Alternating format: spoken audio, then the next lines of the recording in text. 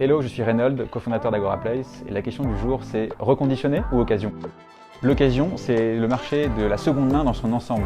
Alors juste en France, pour la catégorie smartphone l'année dernière, il s'est écoulé à peu près 6 millions d'unités.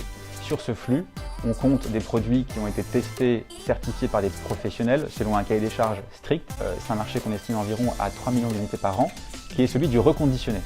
Alors c'est des produits qui ont été testés, triés et qui sont revendus avec une garantie, une boîte et des accessoires, et qui sont forcément du coup plus durables. Attention à ne pas confondre avec le remis à neuf, qui désigne un produit qui a été totalement reconstruit avec des pièces neuves, qui sont plus ou moins compatibles selon les modèles.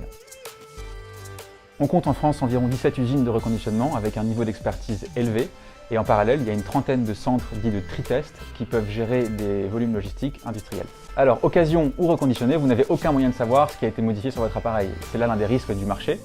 Il n'y a aucun historique. D'où l'intérêt de se sourcer auprès de fournisseurs fiables et vérifiés qui pourront assurer un SAV dans le temps. Acheter au mauvais prix, car les prix sont très volatiles. Acheter au mauvais fournisseur, qui sera non certifié et donc avec une mauvaise qualité. Ou, sans le savoir, être impliqué dans une fraude à la TVA. À l'achat sur le marché grossiste, il n'y a aucune garantie minimum légale. En revanche, à la revente, le distributeur doit appliquer une garantie minimum de 6 mois et le particulier pourra toujours invoquer la garantie des vis cachés pendant 2 ans. Alors d'abord, il faut comprendre le besoin de votre client car il existe beaucoup de catégories différentes en reconditionné.